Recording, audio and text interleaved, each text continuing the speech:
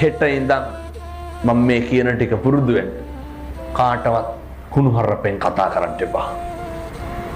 කාටවත් තෝ කියලා කියන්න එපා.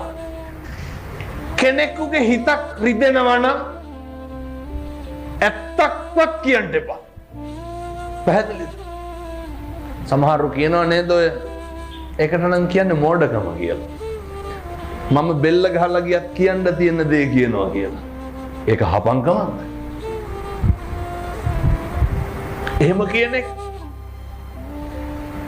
බෙල්ල ගහලා ගිහිල්ලා මිනිස්සෙකුගේ කියපු එකෙන් වැඩක් තියනවද? වැඩක් නැහැ. හිතක් රිදෙනවා නම් කෙනෙකුගේ දෙපාරක් හිතන්න. ඇයි මෙහෙම කියන්න හේතුව?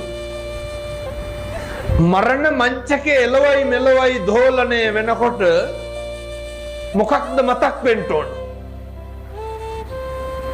මම මගේ ජීවිතේ කිසි කෙනෙකුගේ හිතක් රිද්දලා නැහැ. මම කාටවත් තෝ කියලා කතා කරලා නැහැ.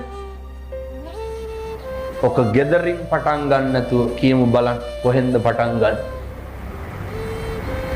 දරුවෙකුටවත් තෝ කියලා කතා කරන්න එපා. හරි මෛත්‍රියෙන් වැඩ කරන්න.